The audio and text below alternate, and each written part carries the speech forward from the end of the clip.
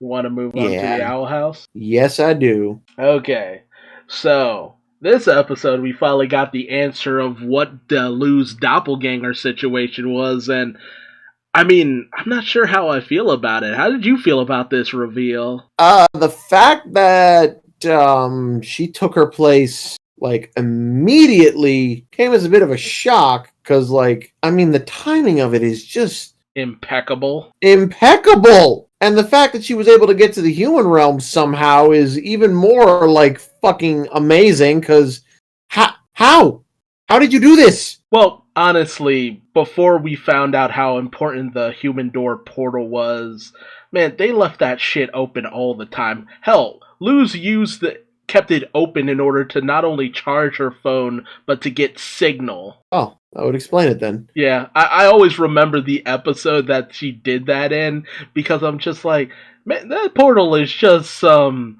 bullshit convenience now, isn't it? Well, not anymore. Yeah. Now it's very important.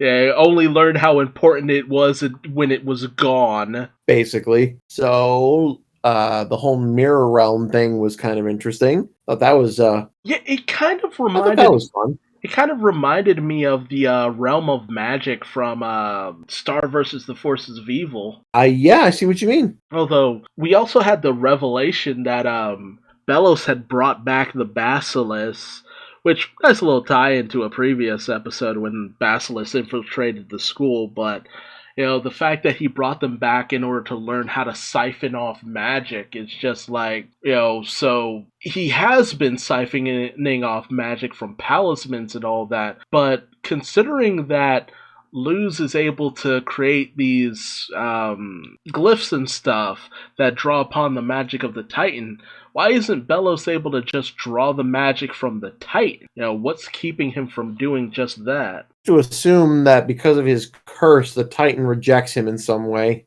Maybe. Also, the revelation that Philip had a brother, so that's got a lot of questions coming up.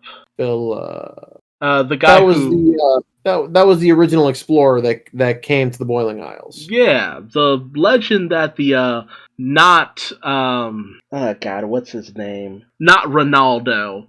The legend that not Ronaldo came up with, talked about, said that he and his brother had ended up in like this witch's realm and had to try to escape. But all the diary entries we've seen from Philip that Luz has through the little mouse thing, he never mentions a brother, which I think is like very weird. That's probably intentional when you think about it. There's probably a reason why he doesn't bring up his brother. Yeah, makes you wonder if his brother died very early on, and maybe Belos is like some kind of resurrected version of his brother or something. It's just a whole host of questions that is brought up by this. It's hard to say. Belos could either be the original or the brother. I feel like that's one of the two options here. It could be that I'm sorry, what were their names again? We know Philip. We don't know the brother's name. Yeah, it could be possible that Philip became Belos, or it could be possible Philip's brother became Belos, and that maybe Philip actually did get back to the human realm but left his brother because he thought he died.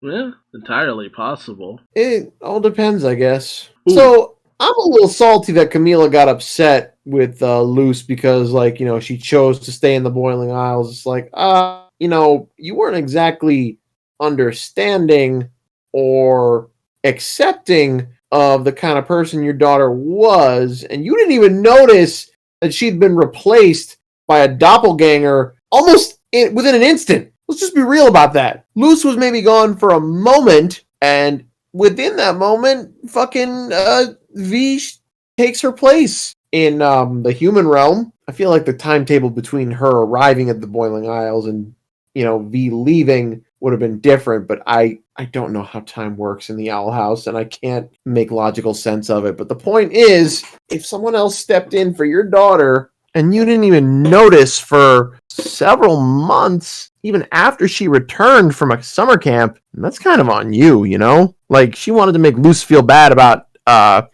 running off to the Boiling Isles to live out a witch fantasy. It's just like, why are you making that sound like a bad thing, first off? Second, I don't know. Like, it just seemed... Hypocritical. Yes! That's the word I'm looking for. I did not care that she did that. I get where you're coming from.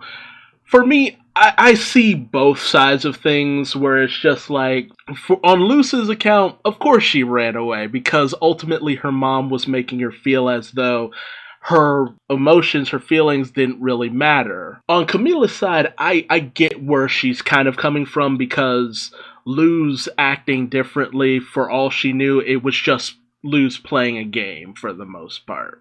And then when Luz came back and started trying to act quote unquote normal, it was Luz trying to make an effort because I don't know if you noticed, but when not Luz, V took all of Luz's stuff, threw it in a box, took it out to the trash, Camila brought it back in and started looking it over kind of fondly for the most part, not wanting to just get rid of all of that stuff. So there's at least some level of care there. But it's also very obvious that Camila just does not get her daughter. And yeah. And the thing about that really bothers me is that, like, even though she looks upon all this stuff fondly, it's just like she makes such a big deal out of the fact that her daughter is so weird because, like you said, she just does not get her. Well, and that was the thing that really bothered me about it. And that was the thing that bothered me about her when the series opened up and introduced her. And that's the thing that kind of bothers me about her getting upset in the situation, because it's just like, you made this happen. This is your fault. You don't get the right to be upset about it. Now, when they were in the car and Camila was talking to V, she made it known that she felt that how Luz was acting was making it hard for Luz to make friends. And we kind of saw that through the interaction that V had with the teenagers. Luz immediately saw interacting with people as this moment of anxiety. Oh, they're going to think I'm weird. They're going to, complain. They're going to, it's going to eat her alive, basically. And then V, who is an outsider, fits in like it's nothing at all. And to a certain degree, that's just an example that Luz needs to find people she fits in with, which she did. She found them in another world, but it shows that had Luz maybe gone to that summer camp, she might have made friends. Because, let's be honest, those friends that V had, they're still a bunch of weirdos. Like, they're still not normal people, so that summer camp was a load of bunkum.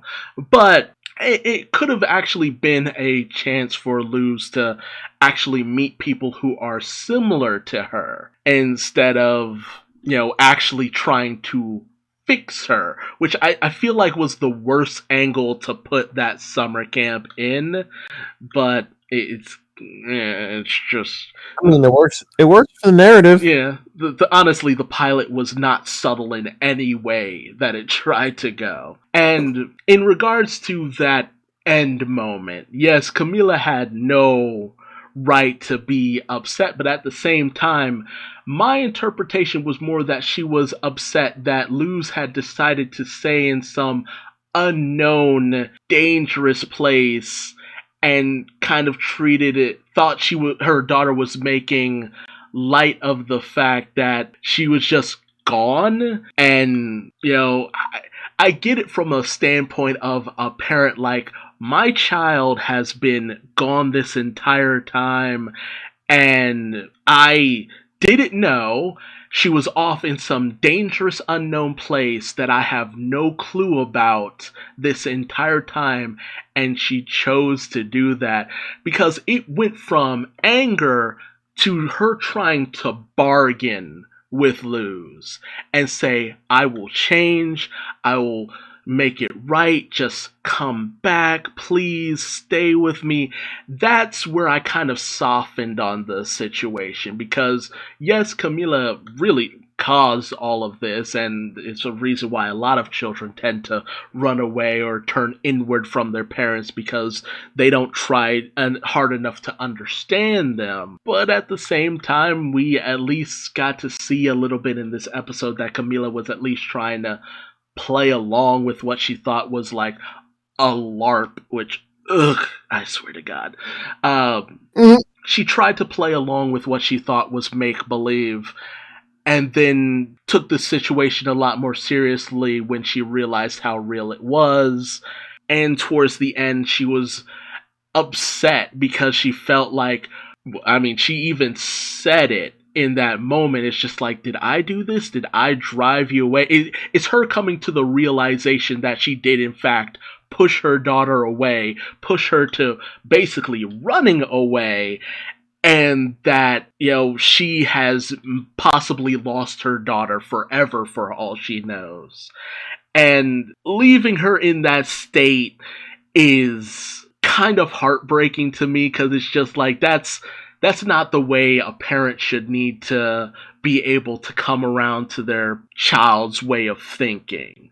Dialogue and understanding should be the way, not a parent and child ripped apart through circumstances that they can't control. So I'm a little bit softer in terms of that view. Not to say that what you've said isn't valid, by all means, but I'm a little bit softer on all of that. Maybe it's just a personal bias and a parental grudge, but Oh no, I get where you're coming from, because my mom's the exact same fucking way, and it's just like, it doesn't listen, never lets me get a word in edgewise, just like never understands, never lets me hang out with my friends, all that, repressed emotional baggage and all of that. But because I'm also, honestly, I'm dating someone who is a mother, I'm willing to kind of understand the struggle from the other side as well. So maybe that's kind of what has me a little bit more on the softer side of things. well, not Ronaldo. Voiced by Roger Craig Smith, I'm pretty sure, because it sure sounded like him. Yes. Yes, it was. Ha! How the Fucking fuck did called you it. call that? He sounds like his Sonic. See, that just makes me feel some kind of way. How dare you? Like, it's not a bad thing. It's just how I can recognize Roger Craig Smith. Well, did you recognize Amethyst? She was one of the other kids, right? Nope. She was V? Yes. Oh shit! Yeah, you didn't. Really? Yeah, you didn't notice it when Luz first showed up to her in the mirror, and she started talking in that way that Michaela only talks, with that pitch that she reaches sometimes. I immediately recognized it as, like, that is not Luz's voice actor. Who is that? I know that person.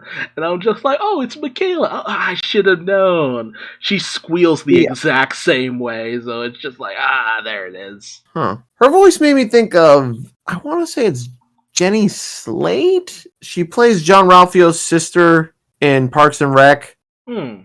She was in Venom. She was the scientist who reaches out to Eddie when he was disgraced. Oh yeah. That's who came to mind when I heard that voice. But you're telling me that was Amethyst? Yep. Huh. I might have to watch that episode and listen again. Yeah, I mean, like, don't get me wrong, Jenny Slate is also Ponyhead in Star versus the Forces of Evil, so they have that similar kind of, they reach a certain decibel point that only certain people can reach. Yeah. But Michaela does it a little bit more than Jenny Slate does. But I can understand why, like, even her Tammy voice is like, God damn, Jenny Slate. She does that voice a Tammy, little. that was another role I could have fucking listed off. Yeah. I listed off her live action roles. I could not think of one of her animated roles for the life of me. Well, that's only because I'm straight up looking at her Wikipedia page. There we go. But yeah. So that's who I thought was the voice actor. But well, I have to admit, I did love Not Ronaldo's setup. I really, truly wish he was not a fucking murder-happy goddamn psychopath incel. But that's the trend now. Yeah. Oh, and in terms of one of those other, the kid, the high school girl with the tarot cards or whatever cards, yeah, that was Grey Elise or Grey Griffin. Oh, cool. Yeah, because she's in everything, and like people were just like, "Oh, I recognize that voice." It's like, of course you do. She's in everything. She's everywhere. Everyone in your childhood was voiced by Grey Delisle. Yeah. Don't ever forget this. It's like, you need to understand, children. Every animation you watch either has Grey Delisle or Tara Strong in it. No exceptions. Yeah, or both. Or both. It's some weird shit when it's both. It's kind of lit, though, when it's both. Oh, that's right. A little bit of trivia that, came across my radar was that in a DVD commentary for Gravity Falls, Alex Hirsch, while he was in character as Stan Pines, stated that he was formerly married to a woman who matched Ida's description named Marilyn for about a day before she robbed him and mysteriously disappeared. And what was the name that Ida was going by when she was in the human realm? That's fucking awesome! So, Alex Hirsch has been playing the long game with this little bit of connective tissue for the most part, and I've loved it. I've been waiting for something like this to come up, and I was just like, it feels like I know that name from somewhere. And then as soon as it came up, I'm just like, motherfucker! They finally did it! It was bound to happen sooner or later. Alex does voice King, so it's just like, when are we gonna get our little Gravity Falls in joke somewhere? And there it is. There's Marilyn. Although, you know what this means, right? Gravity Falls and the Owl House are technically in the same universe. Gravity Falls, the Owl House, Rick and Morty, Space Jam. It's like the connective universe continues to connect and expand. Wait. So what confirms the connection of Gravity Falls to Rick and Morty? Oh, I guess you weren't aware of that. There was a moment in Gravity Falls when Stan first turns on the portal in order to get Ford back, and his question mark mug and I think it was a pencil ends up going through the portal. In an episode of Rick and Morty, you actually see that same mug and a similar pen come out of one of the portals that Rick creates. Get the fuck out of here. Yeah, it's a thing. Well, it makes sense because they're capable of interdimensional travel in both of these things, so it's entirely possible that they can just kind of intertwine. Yeah, now you're really thinking with portals. I love Portal. You brought up something that makes me happy. It was... Oh, here it is. It was a question mark mug, a notepad, and a pen. And you see all three of those things come out of a portal in Rick and Morty. Do you know which episode? Because I kind of want to look back on this later. It's the one where they're dealing with the whole citadel of Ricks for the first time. I think where Rick is accused of murder. First appearance of, I think, Evil Morty. Yes. Okay. So I'll look into that one again and try and focus on those. God, it's the background details I always miss. Yeah, it's a very, you blinking, you'll miss it scene. Because it's during a scene where there's a whole bunch of portals, and Rick and I think Morty are being chased by a whole bunch of soldier Ricks. And it just kind of happens all of a sudden. The goddamn pizza bit over various different universes. That was actually probably one of the funniest goddamn bits in Rick and Morty. Oh god, the ideas that they get from this series is something else. Which one thing worth noting is that the voice actor for Mabel was originally attempted to be one of the writers for Rick and Morty, but apparently what was said, she was trying to put too many ideas because she was new forward, and they kind of told her to get out, and so she ended up going down a different direction and just doing voice acting. Well, shit. That seems kind of rough. Yeah, well, she kind of took it on the chin because it opened her up to a whole bunch of other opportunities, but it is what it is.